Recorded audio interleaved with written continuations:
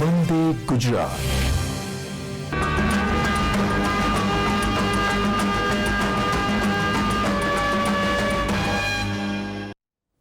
વિદ્યાર્થી મિત્રો, Gujarat higher secondary education બોર્ડમાં આપનું ફરીથી JEEના પ્રશિક્ષણમાં અને ઘન અવસ્થા એકમની અંદર સ્વાગત કરું છું.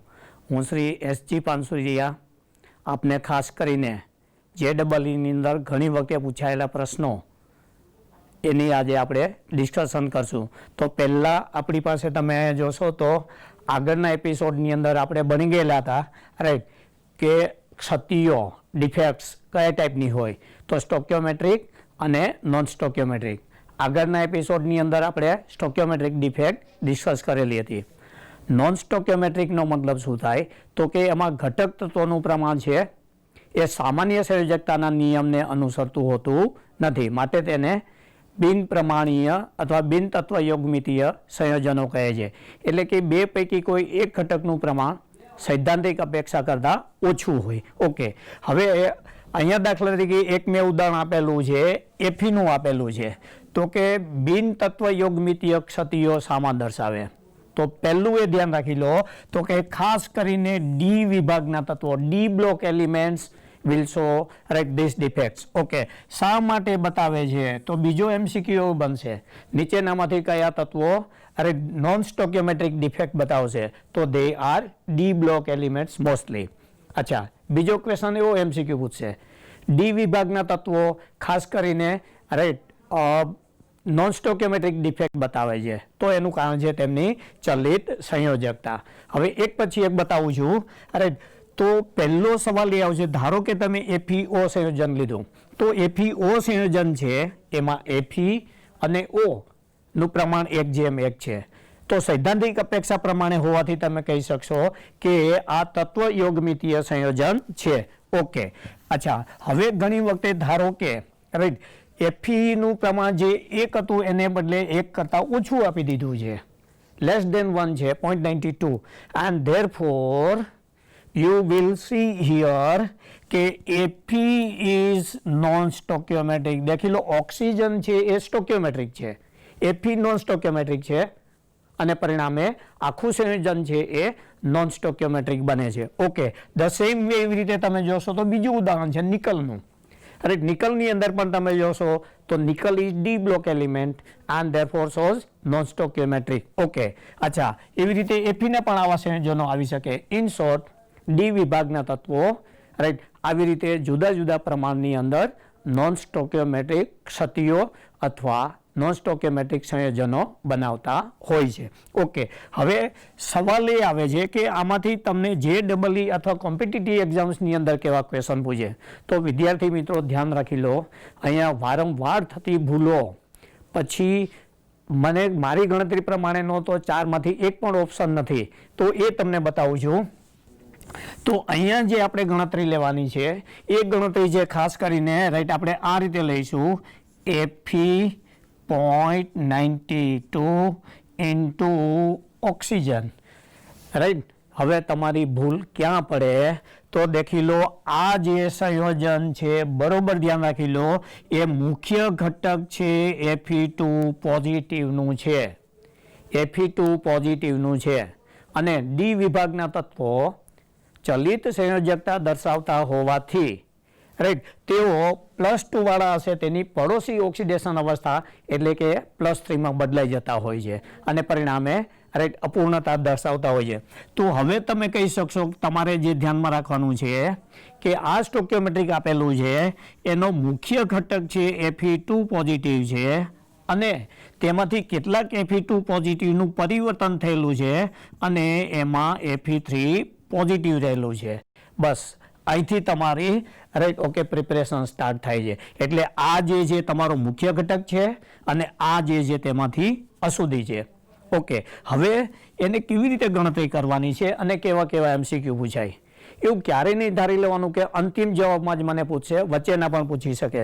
તો પહેલું આપણે લઈશું, ધારો કે ધ્યાનમાં રાખી લો, ધારો કે Fe2 positive is equal to એનું જે પ્રમાણ છે X છે કારણ કે બિન પ્રમાણીય છે રાઈટ. ઓકે, તો ધેરફોર Fe3 પોઝિટિવ છે, Fe3 પોઝિટિવનું પ્રમાણ 0.92 હતું, એમાંથી x ધારેલું છે, તો આનું જે બાકીનું બચશે એ આવશે 0.92 માઇનસ x.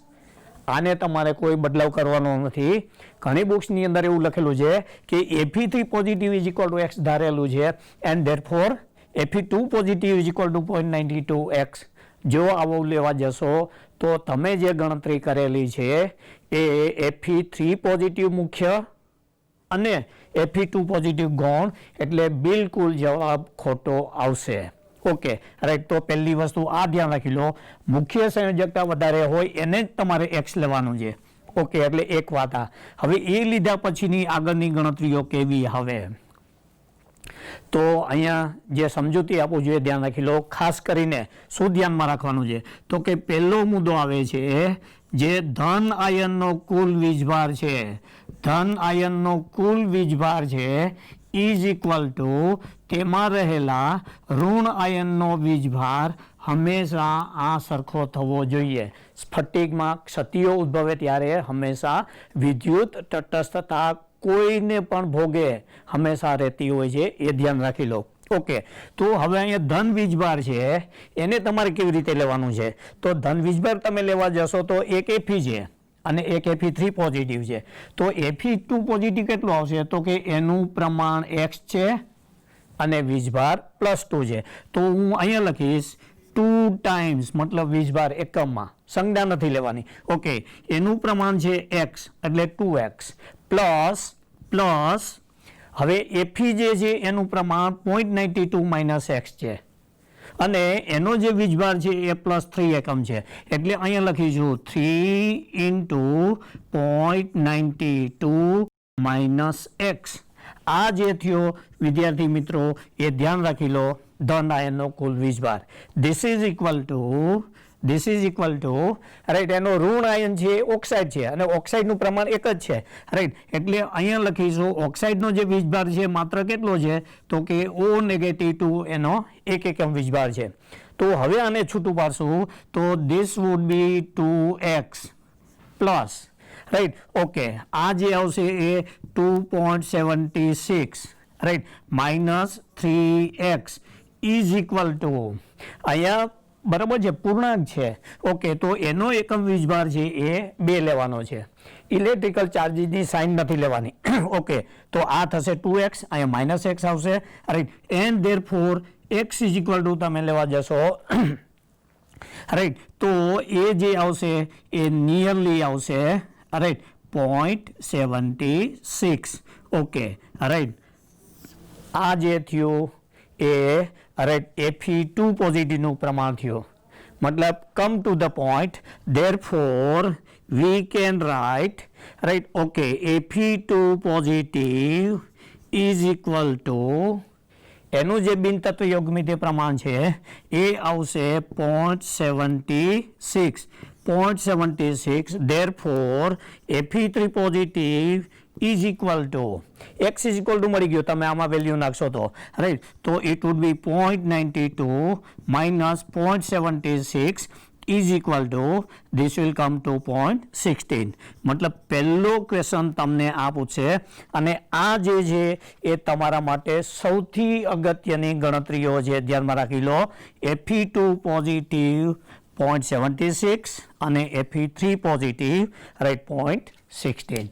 આ 2 પોઈન્ટ ધ્યાનમાં રાખી લો. જો તમે અહીંયા ઊંધું ધારેલું હોત કે Fe2 positive is equal two suppose x અને Fe2 positive is equal two 0.92x, તો આ જવાબ જુદા આવત, ગણતરી ખોટી આવત, જે આ સંયોજન માટે ઉપયોગી નથી. મતલબ મુખ્ય ઘટકને તમારે x લેવાનો છે અને અશુદ્ધિ છે એને 0.92 માંથી બાદ કરવાની છે. ઓકે, હવે પહેલો જ MCQ અહીંયા JEE નો આ આવશે, ધ્યાનમાં રાખી લો. ફર્સ્ટ MCQ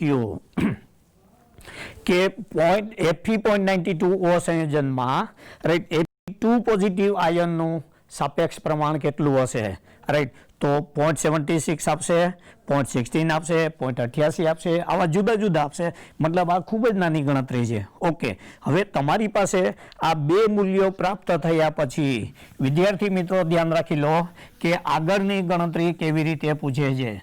સામાન્ય રીતે રાઈટ વિદ્યાર્થીઓ ક્યાં સુધી આવીને ક્યાં તો છેલ્લો જવાબ યાદ રાખતા હોય છે અને ક્યાં તો રાઈટ પહેલો અથવા સિમ્પલ ગણતરીવાળો જવાબ છે યાદ રાખતા હોય. ઓકે, હવે આપણી પાસે બે વસ્તુ આવી, તો બીજો MCQ જે વારંવાર પૂછાય છે રાઈટ, અહીંથી તમારી રિયલ પ્રિપેરેશન થાય છે. ઓકે રાઈટ, હવે એવું પૂછે છે કે Fe2 પોઝિટિવનો અંશ ફ્રેક્શન રાઈટ. ઓકે રાઈટ, એનો ફ્રેક્શનમાં મૂલ્ય કેટલું હશે? તો ફરી પાછું તમને બતાવી દઉં કે કોઈ પણ જગ્યાએ ફ્રેક્શન આવે તો હંમેશા ધ્યાન રાખી લો, individual upon total will give you the fraction of that component. Right. Okay, તો ઇન્ડિવિડ્યુઅલ પ્રમાણ કેટલું છે? તો કે ઇન્ડિવિડ્યુઅલ પ્રમાણ છે રાઈટ. ઓકે, Fe2 પોઝિટિવ એનું ઇન્ડિવિડ્યુઅલ પ્રમાણ છે રાઈટ 0.76 અપોન રાઈટ કુલ પ્રમાણ છે 0.92 રાઈટ. તો this will give the expression, એટલે એક તો MCQ આવો બનશે, the fraction of the Fe2 positive is expressed as, તો કે 0.76 upon 0.92. એકવાર તમને આ બે મૂલ્યો મળી ગયા પછી એમાંથી અનેક સવાલ. Okay, this is equal to, હવે આના આગળના એપિસોડમાં પણ મેં વાત કરેલી હતી કે જ્યારે ગુણાકાર અને ભાગાકાર આવે ત્યારે તમારે શું કરવાનું હોય છે. તો once again keep in mind, right, complex values are to be normalized. Complex values are to be normalized, મતલબ સિમ્પલ જ ગુણાકાર ભાગાકાર કરવાનો છે. એટલે 92 ને બદલે જો તમે આને 9 થી ભાગાકાર કરશો રાઈટ, તો nearly this is equal to, it will come to right. Okay, 9 8 72 એટલે 0.8 તો આવશે જ રાઈટ. પછી આગળ બીજો ફરી પાછી 9 તો ગુણાકાર કરશો તો સિમ્પલી રાઈટ 0.83 આવશે. મતલબ આ જે જવાબ આવ્યો એ શું આવ્યો? તો કે 0.83 એ આ જે સંયોજન આપેલું છે એ સંયોજનની અંદર રાઈટ રહેલા Fe2 પોઝિટિવનો અંશ છે. The fraction of the Fe2 positive in right Fe0.92O.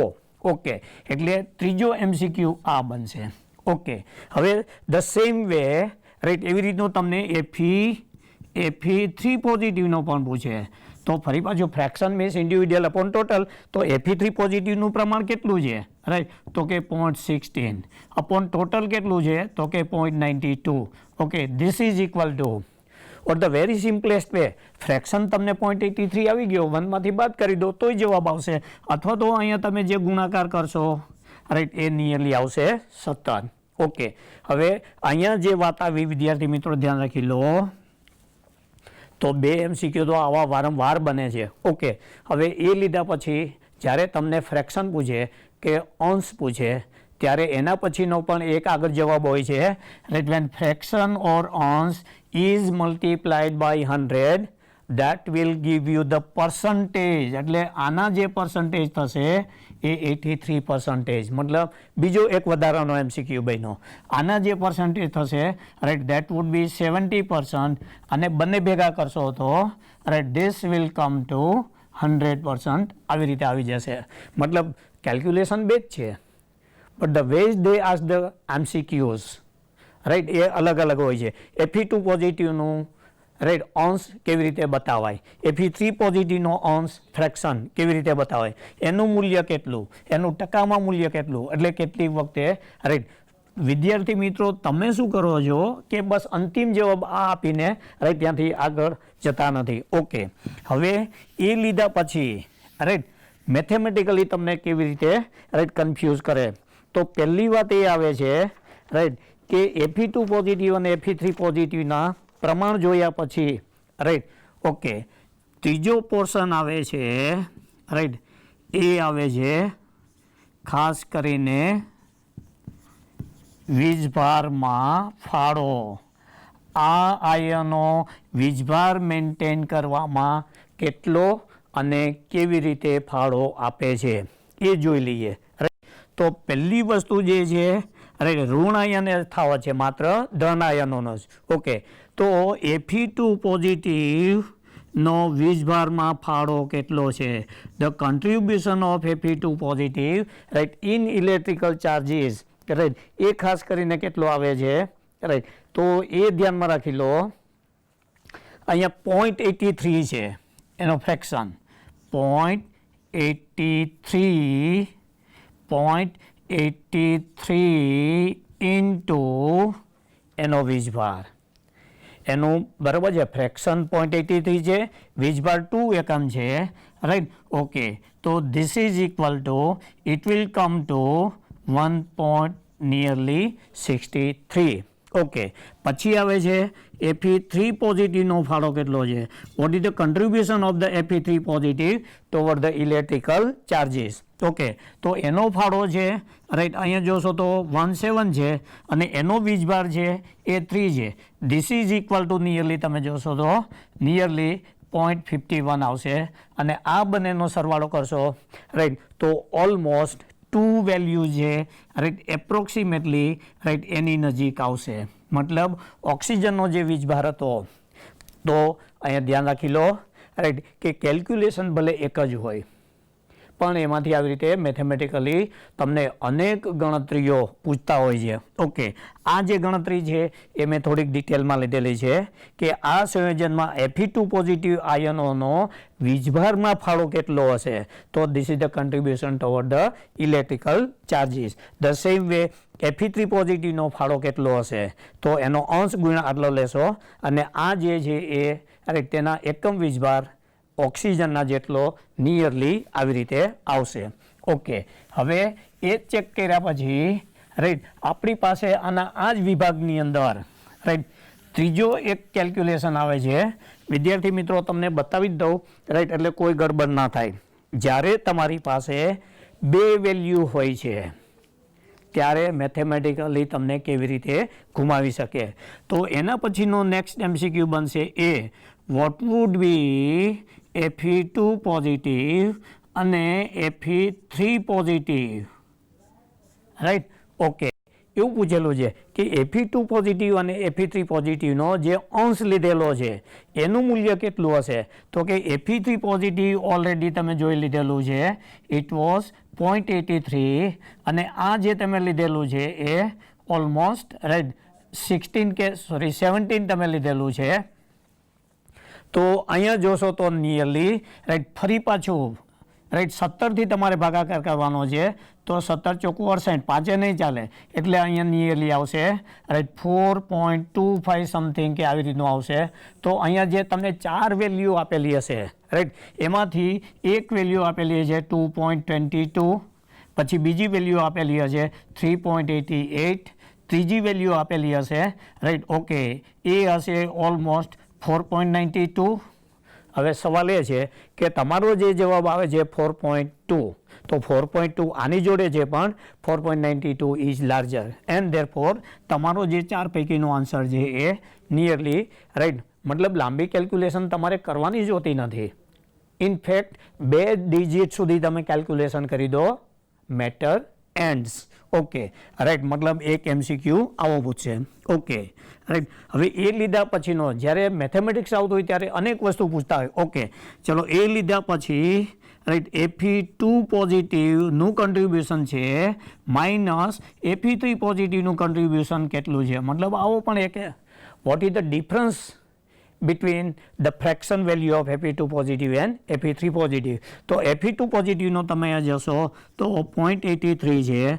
અને આ જે છે એ 0.17 છે એટલે ફરી પાછો અહીંયા જે છે એ તમને એક સારો નવો MCQ મળશે ઓકે હવે આ ડિસ્કસ કર્યા પછી રાઈટ છેલ્લો ક્વેશ્ચન હજુ આમાંથી કેવી રીતે પૂછી શકે બરાબર છે તો આપણી પાસે 3 વેલ્યુ છે એક તો કે Fe2 પોઝિટિવ Fe2 પોઝિટિવનો જે ફ્રેક્શન હતો એ 0.83 હતો ઓકે પછી Fe3 પોઝિટિવનો ફ્રેક્શન છે એ 0.16 હતો અને ઓક્સિજન છે O નેગેટિવ છે એનું મૂલ્ય છે 1 તો રાઈટ ખાસ કરીને જ્યારે 2 કે 3 વેલ્યુ આવતા હોય ત્યારે એ લોકો એનું જે પ્રમાણ છે અથવા તો એનો જે અંશ છે રાઈટ અંશના મૂલ્યનો ક્રમ તો તમે જોશો તો હાઈએસ્ટ કોણ છે તો કે ઓક્સિજન, એટલે પહેલા ક્રમે આવશે O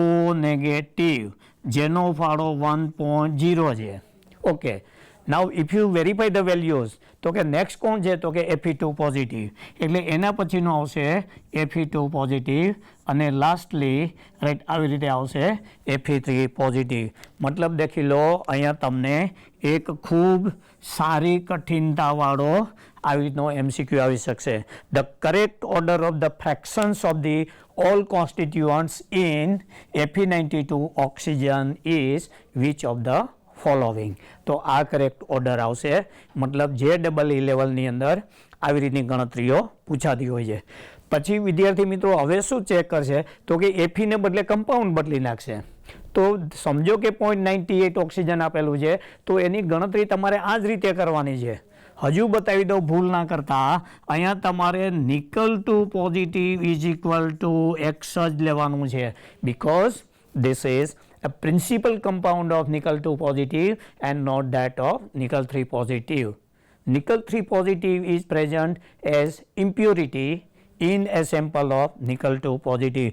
ભૂલથી બરાબર જ્યારે નિકલ 3 પોઝિટિવને X ધારતા નહીં, એનું સંયોજન નથી. ઓકે, તો જો તમે તમારી જાતે રાઈટ આવી રીતે ગણતરી કરશો તો આમાં જે નિકલ 2 પોઝિટિવ છે રાઈટ એ નિકલ 2 પોઝિટિવનું પ્રમાણ છે એ ઓલમોસ્ટ રાઈટ 96ની આજુબાજુ, એટલે એનો જે ફ્રેક્શન છે રાઈટ એ આવશે 0.96 અને નિકલ 3 પોઝિટિવ છે સ્મોલર પ્રપોર્શનમાં છે એનો જે આવશે એ 0.04 આવશે. ગણતરીથી એ જ રીતે. ઓકે, આને તમે ટકામાં ફેરવશો તો 96 આવશે, આને ટકામાં ફેરવશો તો 4 આવશે. આટલું જે મેં બતાવેલું છે એટલી બધી જ રીતે અલગ અલગ MCQ પૂછી શકાય. મતલબ right this is beautiful and multitude or higher level MCQ તમને આવી રીતના પૂછાતા હોય છે. ઓકે, અચ્છા, હવે એ લીધા પછી આપણી પાસે રાઈટ બીજું પણ એક સંયોજન છે કે જેમાં રાઈટ ખાસ કરીને ક્ષતિઓ કેવી રીતે ઉદ્ભવતી હોય છે. તો બીજો મુદ્દો આગળ લેવા જઈશું તો રાઈટ ક્ષતિઓ કઈ રીતે ઉદ્ભવતી હોય છે તો એમાં કેટલીક વખતે બહારથી અશુદ્ધિઓ ઉમેરવામાં આવે ત્યારે સ્ફટિકની અંદર ક્ષતિઓ ઉદ્ભવતી હોય છે. રાઈટ, તો અહીંયા કહીશું અશુદ્ધિઓના કારણે રાઈટ સ્ફટિકની અંદર કેવી રીતે ક્ષતિઓ ઉદ્ભવતી હોય છે. ઓકે, હવે વિદ્યાર્થી મિત્રો અહીંયા હું તમારું એક ધ્યાન વન્સ અગેન દોરું છું કે બરાબર છે પાઠ્યપુસ્તકમાં ગમે તે રીતે લખેલું હોય પણ રાઈટ અશુદ્ધિઓ દ્વારા ક્ષતિઓ જે ઉદ્ભવે છે રાઈટ એના ખાસ કરીને બે ભાગ આવશે. એમાંનું એક જે છે એ ખાસ કરીને આયનિક સંયોજનોની અંદર રાઈટ અને બીજો જે છે એ સહજ સંયોજક સંયોજનોની અંદર અથવા સહસંયોજક તાત્વિક પદાર્થોની અંદર રાઈટ. ઓકે, આ એક મુદ્દો ધ્યાન રાખી લેજો. રાઈટ, અશુદ્ધિઓને કારણે ઉદ્ભવતી ક્ષતિઓ આયનિક સંયોજનની અંદર કેવી રીતનું હોય તો ધારો કે તમે લીધેલું છે NaCl is a monovalent compound. તો આ મોનોવેલેન્ટ કમ્પાઉન્ડની અંદર જો તમે divalent compound like MgCl2 magnesium chloride ઉમેરશો અથવા તો રાઈટ ઓકે એવી રીતે તમે સ્ટ્રોન્શિયમ ક્લોરાઇડ SrCl2 ઉમેરશો તો NaClના રાઈટ સ્ફટિકની અંદર ક્ષતિઓ ઉદ્ભવશે.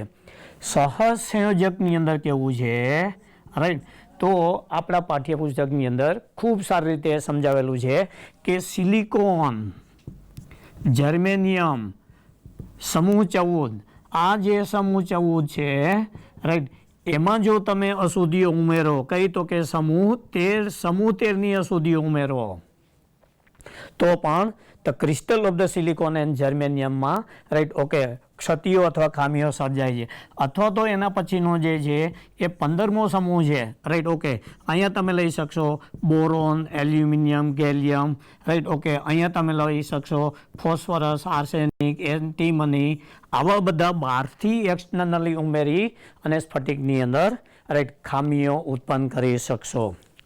નાઉ ધ ક્વેશ્ચન ઇઝ કે આવું કરવાની જરૂર કેમ પડી? અત્યાર સુધી તો એવું થતું હતું કે ક્ષતિઓ સ્ફટિકની અંદરથી જ ઓલમોસ્ટ ઉદ્ભવતી હતી. અહીંયા એમ થશે કે NaClની અંદર આવી ગોલમાલ કરીને બહારથી અશુદ્ધિઓ નાખીને ક્ષતિઓ શા માટે ઉદ્ભવ કરો છો? એને પ્યોર સ્થિતિમાં જ રહેવા દો ને.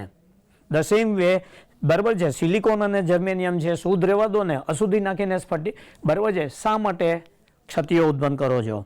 સો the reason to create the defects in the pure crystal structures of ionic compounds or covalent substances is, ધ્યાનમાં રાખી લો, તેના કેટલાક ઉપયોગી ગુણધર્મો, કેટલાક ઉપયોગી ગુણધર્મો છે, રાઈટ, એ તેની અંદર સ્ફટિકની અંદર ઉત્પન્ન કરવાના હોય છે.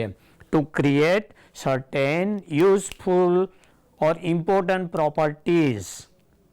એવું કરવા માટે આ ઉમેરવામાં આવે છે, આ ઊભી કરેલી ક્ષતિઓ છે. Okay, pure silicon and germanium are insulators, તો એનો કોઈ ઉપયોગ નથી. પણ જો તેમાં આવી અશુદ્ધિઓ ઉમેરવામાં આવે, રાઈટ, તો દે બિહેવ એઝ એ કંડક્ટર, મતલબ શોઝ લિટલ કંડક્ટિવિટી, મતલબ બિહેવ એઝ એ સેમિકન્ડક્ટર. અને આખો ઇલેક્ટ્રોનિક ઉદ્યોગ છે, રાઈટ, એ સેમિકન્ડક્ટિવિટી ઉપર આધારિત છે. મતલબ કોઈ એક હેતુ પાર પાડવા માટે અહીંયા બહારથી અશુદ્ધિઓ ઉમેરવામાં આવે છે. તો અહીંયા ધ્યાન રાખી લેજો, આ પ્રકાર જુદી રીતનો છે. ઓકે, અચ્છા, હવે કેવી રીતે, બરાબર છે, ક્ષતિ ઉદ્ભવશે? તો તમને અહીંયા એ બતાવી દઉં કે સોડિયમ આયન છે, રાઈટ. ઓકે, એ મોનોવેલેન્ટ છે. હવે સવાલ એ આવે છે કે જો આ મોનોવેલેન્ટની અંદર, રાઈટ, તમે કોઈ એક divalent magnesium 2 positive chloride ion common છે ઉમેરશો તો એક મેગ્નેશિયમ દ્વારા 2 સોડિયમ ખાલી થશે. ઓકે, મતલબ અહીંયા 2 વેકેન્સી ક્રિએટ થશે. The addition of magnesium salt externally to the crystal of NaCl will create 2 vacancies. Sodium ion બેને ખસેડી દેશે. ઓકે, 2 લીધા પછી એમાંની એક વેકેન્સી છે will be occupied by magnesium ion, એમાં મેગ્નેશિયમ જતું રહેશે. ઓકે, મતલબ here you will write this vacancy is occupied by magnesium. અચ્છા, હવે તો શું થશે? તો કે એમાંની બીજી એક વેકેન્સી છે, રાઈટ, અથવા છિદ્ર છે, એ ખાલી રહેશે. તો ઇન ધીસ વે જે પ્યોર NaCl હતો એમાં એક પણ છિદ્ર ખાલી નહોતું, and therefore it was insulator, વિદ્યુતનો અવાહક હતો. પણ મેગ્નેશિયમ ક્લોરાઇડની અશુદ્ધિ નાખી અને જાતે આવી રીતે છિદ્રો ઉત્પન્ન કર્યા. હવે આ છિદ્રો છે એ વિદ્યુતનું વહન કરી શકશે, અથવા તો તમારે જે નવા ગુણધર્મો જોઈતા હતા એ ગુણધર્મો આના દ્વારા મળી શકશે. ઓકે, અચ્છા, હવે એ લીધા પછી ધારો કે, રાઈટ, NaClના ક્રિસ્ટલની અંદર, રાઈટ, ટ્રાઇવેલેન્ટની અશુદ્ધિ ઉમેરવામાં આવે Al3 પોઝિટિવ એલ્યુમિનિયમ ક્લોરાઇડ દ્વારા. તો વન્સ અગેન તમે જોઈ શકશો કે આ ટ્રાઇવેલેન્ટ છે, આ મોનોવેલેન્ટ છે, એટલે એક એલ્યુમિનિયમ છે એ આ રીતે 3 સોડિયમને પોતાના સ્ફટિકમાંથી દૂર કરશે. ઓકે, હવે 3 સોડિયમ નીકળી ગયા, પણ તો ઇનકમિંગ એલ્યુમિનિયમ તો એક જ છે, એટલે અહીંયા જે એલ્યુમિનિયમ છે એ એક જગ્યા છે એલ્યુમિનિયમ દ્વારા ભરાઈ જશે. ઓકે, અને અલ્ટિમેટલી બાકીની આ જે 2 જગ્યાઓ છે એ 2 જગ્યાઓ શું રહેશે? તો કે ખાલી રહેશે. તો the addition of aluminium chloride આમાં નાખશો તો, રાઈટ, 2 વધારાના છિદ્રો ઉત્પન્ન કરશે. મતલબ મોનોવેલેન્ટ દ્વારા ઉદ્ભવતી ક્ષતિઓનું પ્રમાણ ઓછું હશે. સોરી, ડાયવેલેન્ટ દ્વારા. ટ્રાઇવેલેન્ટ દ્વારા ઉદ્ભવતી ક્ષતિઓ અથવા છિદ્રોનું પ્રમાણ, ઓકે, વધારે હોય છે. હવે JEEમાં આ મેં તમને બેકગ્રાઉન્ડ આપ્યું. JEEમાં કેવા ક્વેશ્ચન પૂછાય? તો સવાલ એ આવશે કે ધારો કે, બરાબર છે, તમે સોડિયમ ક્લોરાઇડનું સ્ફટિક લીધેલું છે NaCl, અને એવું કીધેલું છે કે એમાં 0.01 મોલ MgCl2 એડ કરેલું છે તો તેના સ્ફટિકમાં બરાબર છે ખાલી છિદ્રોની સંખ્યા કેટલી હશે? This is the base of the ZEE question. અચ્છા, હવે તમે અહીંયા જોઈ શકશો કે આ ડાયવેલેન્ટ છે. અહીંયા જે મેં ગણતરી બતાવી, એક મેગ્નેશિયમ જગ્યા લઈ લેજે, એક છિદ્ર છે, મતલબ અહીંયા જે આવશે એ આવશે 0.01 મોલ છે, રાઈટ. 0.01 મોલ છે, આટલા છિદ્રો છે, રાઈટ. ઓકે, એ મેગ્નેશિયમ દ્વારા ઉત્પન્ન થશે. પછી વિદ્યાર્થી મિત્રો ધ્યાન રાખી લો કે જે મોલ સંખ્યા મળે એને જો તમે એવોગેડ્રો વડે અંક વડે ગુણી દો 6.022 into 10⁻23 તો you will get the number of the voids or vacancies. આ મોલમાં છે 0.01, આ તેની સંખ્યા બતાવે છે. ઓકે, અચ્છા, હવે એવી રીતે લેવા જઈશું, રાઈટ. તો હજુ ધ્યાનમાં રાખી લો, ધારો કે રાઈટ એમાં તમે 0.01 મોલ 0.01 મોલ AlCl3 નાખો છો. So what will happen? તો કે આ ટ્રાઇવેલેન્ટ છે, આ મોનોવેલેન્ટ છે. તો same way as we have discuss earlier કે aluminium will displace 3 sodium ions અને એકમાં પોતે ગોઠવાઈ જશે, રાઈટ. ઓકે, તો આના દ્વારા જે છિદ્રો ઉત્પન્ન થશે, રાઈટ, એની સંખ્યા આવશે 0.02 મોલ, રાઈટ, છિદ્રો ઉત્પન્ન થશે અને પરિણામે તેની જે સંખ્યા આવશે, રાઈટ, એ આવશે 2 into એવોગેડ્રો નંબર 022 into 10⁻². અહીંયા તમે જોશો તો અહીંયા પાવર કટ કરવાની થઈ ગઈ -2, રાઈટ. ઓકે, અને 10⁻23 into 10⁻². અહીંયા પણ આવશે 10⁻², મતલબ આ એક્યુરેટ જવાબ આવશે. ઓકે, હવે આપણા પાઠ્યપુસ્તકની અંદર જે આપેલો છે, રાઈટ. ઓકે, એ જે ગણતરી આપેલી છે તમારા માટે ખૂબ સરળ થઈ જશે. કેવી રીતે સરળ થઈ જશે એ તમને બતાવું. Okay, right. તો પહેલો મુદ્દો અહીંયા આવશે, ટેક્સ્ટબુકની અંદર આપેલું છે કે NaCl ના શુદ્ધ સ્ફટિકની અંદર, રાઈટ. ઓકે, ખાસ કરીને 10⁻³ મોલ SrCl2 ઉમેરતા. આવો પાઠ્યપુસ્તકની અંદર એક પ્રોબ્લેમ આપેલો છે કે NaClના સ્ફટિકની અંદર જો આવી રીતે, રાઈટ, 10⁻³ આપેલા છે. ઓકે, તો પહેલો મુદ્દો તો વિદ્યાર્થી મિત્રો ખૂબ સહેલો છે. કેવી રીતે? તો કે આ જે પર્સન્ટેજ છે, રાઈટ, એને કાઢી નાખો અને એને મોલમાં ફેરવી દો તો ફેક્ટ એ આવશે કે 10⁻² અને મલ્ટીપ્લાય ડિવાઈડ કરો 10⁻⁻5% નીકળી ગયા. આટલા મોલ છે એ હકીકતમાં SrCl2 છે એ ઉમેરેલ છે, રાઈટ. ઓકે, જો આટલું તમે ધ્યાન રાખી લેશો તો સહેલું બની ગયું. હવે આગળ મેં સમજાવ્યું એમ શું કહેશો તો કે આ કેવું છે? ડાયવેલેન્ટ છે. ઓકે, ડાયવેલેન્ટ છે તો હવે તેની સંખ્યા કેટલી આવશે? તો કે એક સ્ટ્રોન્શિયમ 2 પોઝિટિવ છે, રાઈટ, એ 2 સોડિયમને ખસેડશે, એમાંથી એક જગ્યાએ સ્ટ્રોન્શિયમ 2 પોઝિટિવ લઈ લેશે એટલે છિદ્રોની સંખ્યા જે આટલી આવશે.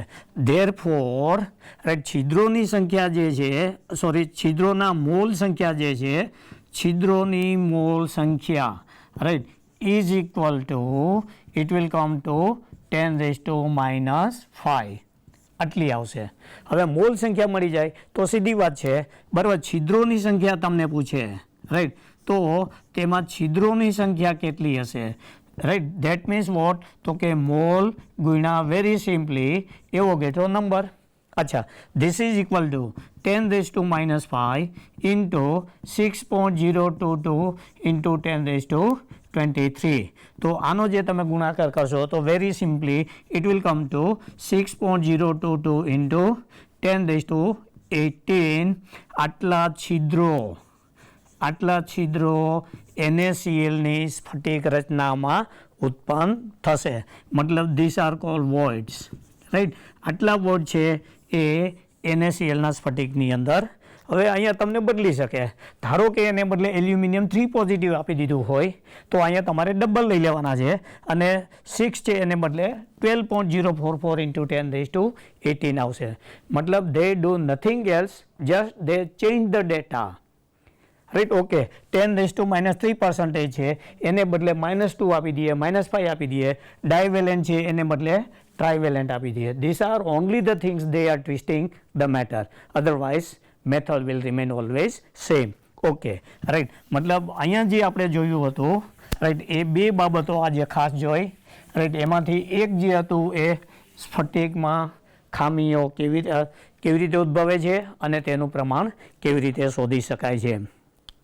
ઓકે, હવે એ લીધા પછી આપણી પાસે બીજો એક અગત્યનો ટોપિક આવે છે અને એ જે ટોપિક છે, રાઈટ, એ ખાસ કરીને, રાઈટ, ઘણી વખતે ડિસ્કશનમાં પૂછાયેલું છે અને એ તમને બતાવી દઉં, રાઈટ, કે મોટે ભાગે વિદ્યાર્થી મિત્રો સામાન્ય ક્વેશ્ચન જ્યારે પૂછાતો હોય ત્યારે, રાઈટ,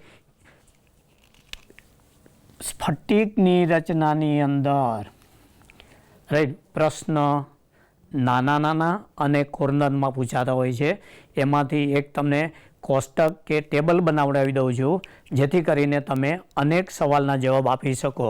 એમાંથી પહેલો એક ક્વેશ્ચન આવે છે, રાઈટ, અને એ જે છે એ SC મતલબ સિમ્પલ ક્યુબ, સાદો ઘન. ઓકે, પછી જે આવે છે એ આવે છે BCC, બોડી સેન્ટર, સિમ્પલી તમે કહી શકશો અંતઃકેન્દ્રિત. ઓકે, એ પછીનો ત્રીજો આવે છે, રાઈટ, FCC, ફેસ સેન્ટર, કે જેને તમે ફલક કેન્દ્રિત કહી શકશો. ઓકે, એ લીધા પછીનો ચોથો મુદ્દો આવશે હીરો, રાઈટ, હીરો અથવા તો ZNS. ઓકે, રાઈટ, અને પાંચમો જે આવશે એ આવશે HCP, હેક્ઝાગોનલ ક્લોઝ પેકિંગ. તો મોસ્ટ ઓફ મેં જોયેલું છે જ્યારે એમને સિમ્પલ ક્વેશ્ચન પૂછવાનો હોય છે, રાઈટ, ઓકે, ત્યારે ધ્યાનમાં રાખી લો ઓલમોસ્ટ આમાંથી લેતા હોય છે. તો હવે એક ટેબલ બનાવું છું અને સમજાવું છું કે કેટલું સહેલું હોય છે. ઓકે, તો સિમ્પલ ક્યુબની અંદર પહેલી વસ્તુ દેખી દો, પ્રતિ એકમ કોષ જે છે એ પરમાણુની સંખ્યા કેટલી છે તો કે આમાં 1 છે. BCCની અંદર કેટલી છે તો કે 2 છે. FCCની અંદર કેટલી છે તો કે 4 છે. અહીંયા સુધી તો જનરલી ખબર હોય છે. હવે ડાયમંડ છે એનું સ્ટ્રક્ચર છે ZNS જેવું છે, રાઈટ. ઓકે, તો એમાં પ્રતિ એકમ કોષ છે એના પરમાણુની સંખ્યા 8 છે. ઓકે, HCP છે પ્રતિ એકમ કોષ છે એના પરમાણુની સંખ્યા કેટલી છે. તો સ્ટુડન્ટ્સ કીપ ઇન માઇન્ડ, આ એક ખૂબ સારો MCQ બને છે. The highest number of atoms are found in the unit cell crystal of which of the following. તો પહેલાં આવશે ડાયમંડ આવશે, પછી HCP આવશે, FCC, BCC અને એક આ બનશે. ઓકે, હવે એ લીધા પછી આપણી પાસે બીજો ક્વેશ્ચન કેવો આવશે, રાઈટ, તો કે એમાં રહેલા જે પરમાણુ છે, રાઈટ, ઓકે, એ પરમાણુઓનું કદ કેટલું, રાઈટ. ઓકે, તો પરમાણુ છે એ અહીંયા રિજિડલી ગોળાકાર સમજી લેવામાં આવેલો છે અને તેના એક પરમાણુનું કદ 4/3πr³. એટલે અહીંયા જે બનશે ઇટ વુડ બી 4/3πr³. મતલબ આ ખૂબ સહેલો ક્વેશ્ચન આવી રીતે પૂછાય છે. ઓકે, અહીંયા 2 પરમાણુ છે તો વિધાઉટ એની હેઝિટેશન અહીંયા 8 થઈ જશે, મતલબ 8/3 × πr³.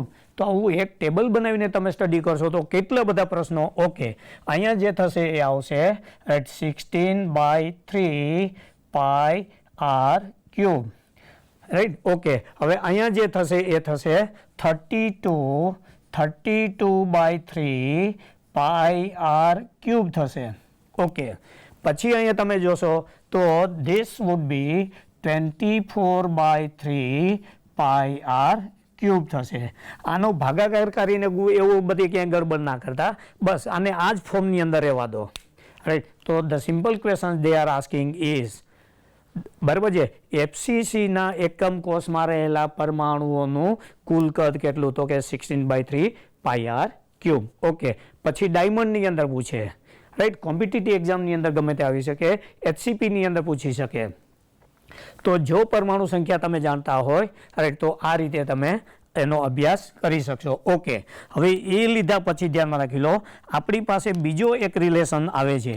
એ રિલેશન કયો છે રાઈટ તો કે જે તે પરમાણુ હોય એ પરમાણુની ત્રિજ્યા અને તેના એકમ કોષની ધારીની લંબાઈ વચ્ચેનો સંબંધ.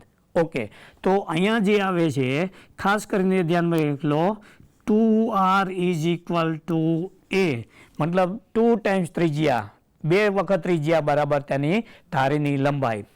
હવે બીસીસીની અંદર આવે છે ત્યાં વિકર્ણ ઉપર હોય, અંતર વિકર્ણ ઉપર રાઈટ, અને ત્યાં આવે છે 4r is equal two √3 into a. Okay, પછી આમાંથી તમે સબ્જેક્ટને આવું બધું બનાવી શકશો. ઓકે, હવે અહીંયા તમે જે લેશો તો ફલક વિકર્ણ ઉપર હોય છે ત્યાં પણ 4 ત્રિજ્યાઓ હોય છે ઇઝ ઇક્વલ ટુ ફલક વિકર્ણ નાનો હોવાથી ત્યાં આવશે √2a ઇન્ટુ રાઈટ. ઓકે, મતલબ ખાસ કરીને એક રિલેશનશીપ આવો આવે છે. એને બદલે ડાયમંડ જે છે રાઈટ એમાં કેટલો આવે છે તો એના જે અહીંયા આવે છે ધ્યાન રાખી લો 8r is equal two √3 into a right. Okay, અચ્છા પછી અહીંયા જે છે એનો સંબંધ છે એ મેળવવો પડે છે. કેમ તો કે હેક્ઝાગોનલ છે. ઓકે, હવે એ લીધા પછી ધ્યાનમાં રાખી લો હવે આવે છે એકમ કોષનું અથવા એકમ કોષના ઘનનું સમગ્ર એકમ કોષ જે છે રાઈટ. ઓકે, એનું કદ કેટલું તો અહીંયા તમે ધ્યાન રાખી લેજો a ક્યુબ આવશે રાઈટ. ઓકે, તો અહીંયા a ક્યુબ કરવા જશો તો આ જે બનશે રાઈટ એનો a ક્યુબ બનશે 8r ક્યુબ બનશે. ઓકે, અહીંથી તમે એનો a ક્યુબ બનાવવા જશો રાઈટ તો એનું જે મૂલ્ય આવે છે ખાસ કરીને right 4r cube 64r cube right upon 3 into √3. Okay, એવી રીતે તમે અહીંયા સૂત્રોને કરતા બનાવશો રાઈટ તો એના એ ક્યુબનું રાઈટ મૂલ્ય કેટલું આવશે તો એના જે એ ક્યુબનું મૂલ્ય છે રાઈટ એ પણ આવે છે ખાસ કરીને એફસીસી એટલે આવશે 64 કારણ કે 4નો ક્યુબ કરવાનો છે right. 64r cube upon right it will come to 2√2. Okay, હવે in case of the diamond આનો તમારે ક્યુબ કરવાનો છે a cube right. Okay, and thus it will come to right 8નો ક્યુબ કરવા જશો તો એ બનશે 256 into r cube right. Okay, upon 3√3 આવું આવશે. ઓકે, હવે એવી રીતે આનો તમે ક્યુબ કરવા જશો a ક્યુબ હેક્ઝાગોનલનું અલગ રીતે ગણતરી કરવી પડે છે પણ એ ક્યુબની ગણતરી મેં તમને અહીંયા બતાવેલી છે. It will come to 24 √2 into it would be r3 મતલબ આવી રીતનું આવશે. તો અહીંયા તમે ટેબલ જોશો તો કેટલા બધા MCQ બની શકશે. ઓકે, હવે એવું કહે છે કે પેકિંગ એફિશિયન્સી રાઈટ અથવા તો તેની પેકિંગ ક્ષમતાનું મૂલ્ય કેટલું આવશે તો જ્યારે તમે ધ્યાન રાખી લો આ બે પદનો ગુણોત્તર લેશો પરમાણુનું કદ ઇન્ટુ ધીસ રાઈટ. ઓકે, તો ઇન ટર્મ્સ ઓફ પાઈ તો એ આવશે π/6 અને π/6નું મૂલ્ય જે છે એ nearly right 0.52 and this is equal to you can write 52% મતલબ આટલી જગ્યા વુડ બી ઓક્યુપાઈડ. ઓકે, એવી રીતે બીસીસીમાં તમે આ બંનેનો ગુણોત્તર લેશો ઇન્ડિવિડ્યુઅલ અપોન ટોટલ રાઈટ તો એનું જે મૂલ્ય આવે છે રાઈટ એ આવશે ખાસ ઇન ટર્મ્સ ઓફ પાઈ √3 π/6. √3 π/6 નો તમે સાદું રૂપ આપશો રાઈટ તો ઇટ વિલ કમ ટુ 0.68 અને this is equal two V can right 68%. Okay, એવી રીતે એફસીસીની અંદર તમે જોશો રાઈટ તો એ જે આવશે એ ખાસ ધ્યાન રાખી લો, √2 into it will come to π/6, sorry અહીંયા √2 π/8 આવશે, √3 π/8, અને આ જે મૂલ્ય તમે લેવા જશો રાઈટ, તો ઓલમોસ્ટ એ જે આવશે એ 0.74 આવશે નિયરલી, મતલબ 74%. ઓકે, ધ સેમ વે ડાયમંડની અંદર તમે જો આ મૂલ્ય લેવા જશો તો એ આવે છે √3 π/6, and this is equal to, કેટલીક વખતે કોમ્પિટિટિવ એક્ઝામની અંદર પણ આ પૂછેલું છે, અને એ જે આવે છે right, it will come to 0.34, and this is equal to 34%. Okay, now the thing is right, in case of FCC અને HCP બંનેની પેકિંગ ક્ષમતા જે સરખી છે રાઈટ, બંનેની પેકિંગ ક્ષમતા સરખી છે, એટલે અહીંયા જે મૂલ્ય આવેલું હતું એ જ છેલ્લે અહીંયા મૂલ્ય આવીને રહેશે right, it will come to √2 π/6, and this is equal to 0.74 is equal to 74%.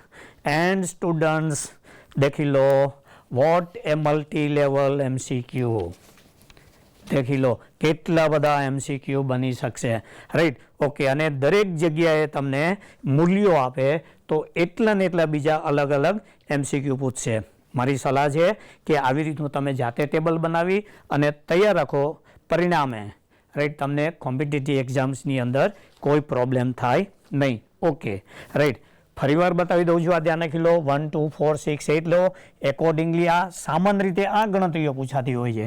પછી ડિટેલની અંદર જાય તો રેડિયસ રેશિયો, અહીંયા તો કેટલી બધી ગણતરીઓ બનશે, ધારીની લંબાઈ આટલી છે તો પરમાણુ ગોળાની ત્રિજ્યા કેટલી, પરમાણુની ત્રિજ્યા આટલી છે તો ધારીની લંબાઈ કેટલી, ધારીની લંબાઈ આટલી છે તો પરમાણુ ત્રિજ્યા કેટલી, ત્રિજ્યા આટલી છે તો ઇનનંબરેબલ MCQs, તમે સોલ્વ કરીને થાકી જાઓ એટલા બધા MCQs અહીંયા આપેલા હશે.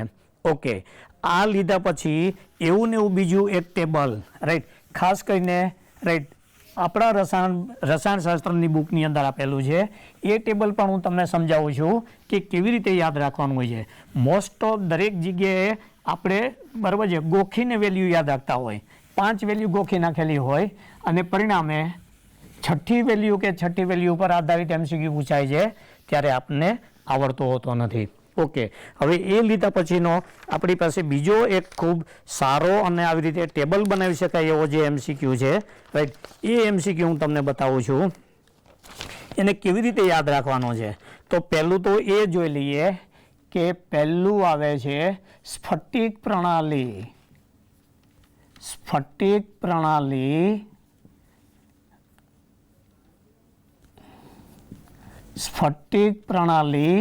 રાઈટ. ઓકે, તેના પ્રકાર કયા કયા છે રાઈટ, અને તેની સંખ્યા. સિમ્પલી ક્વેશ્ચન્સ આવો પૂછાતો હોય છે. ઓકે રાઈટ, તો એકમ કોષના આધારે આપણે જે વિવિધ ગણતરીઓ પૂછેલી છે તો એમાં તો એક તો 7 પ્રકારની છે, અને દરેક પ્રકારની અંદર 4 અલગ અલગ પ્રકારના એકમ કોષની રીતે ગોઠવાઈ શકે, એટલે આ હિસાબથી આવશે ટોટલ 28 રાઈટ, આવી રીતે સ્ફટિક પ્રણાલીઓ બનશે. બટ આઉટ ઓફ 28 ધ્યાનમાં રાખી લો માત્ર એનાથી અડધી એટલે કે 14 સ્ફટિક પ્રણાલીઓ છે, એ સ્ફટિક પ્રણાલીઓ શક્ય છે અથવા તો સ્થાયી સ્વરૂપે મેળવી શકાય છે. એટલે ટોટલ અપેક્ષિત 28 છે, but out of 28 practically possible is 14, એટલે એક MCQ સીધો આવી રીતનો પૂછાતો હોય છે. ઓકે, હવે એ લીધા પછી એમાંથી તમને ટેબલ કેવી રીતે બને વિદ્યાર્થી મિત્રો એનું ખાસ ધ્યાન રાખવું જોઈએ રાઈટ, અને પાઠ્યપુસ્તકની અંદર પણ આપેલું છે અને ઘણી બધી ગડબડ કરે છે.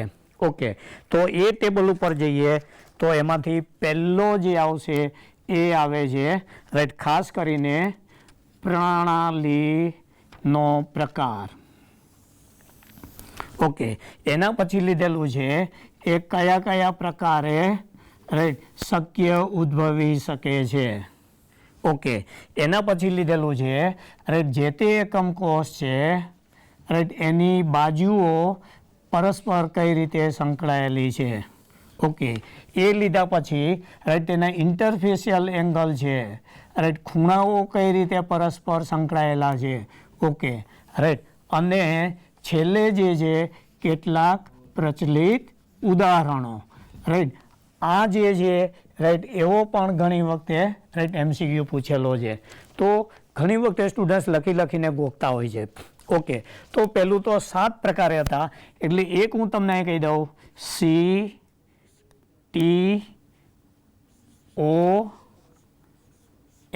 મતલબ મિડલ. ઓકે, પછી HR અને T. રાઈટ, આ 7 પ્રકારે પ્રણાલીઓ છે. ઓકે, હવે એમાંથી જે બાજુઓ છે તો ધ્યાન રાખી લો, અહીંયા જે બાજુઓ આપેલી છે રાઈટ એ ખાસ કરીને સરખી છે, મતલબ A = B = C છે, અને અહીંયા જે છે એ A = B છે બટ નોટ = C, મતલબ C ને ડેવિએશન આપેલું છે. અહીંયા 3 લઈશું, A ≠ B = C, મતલબ જો આ 3 વસ્તુ તમે યાદ રાખી શકશો તો બાકીની બધી વાત પૂરી થાય છે.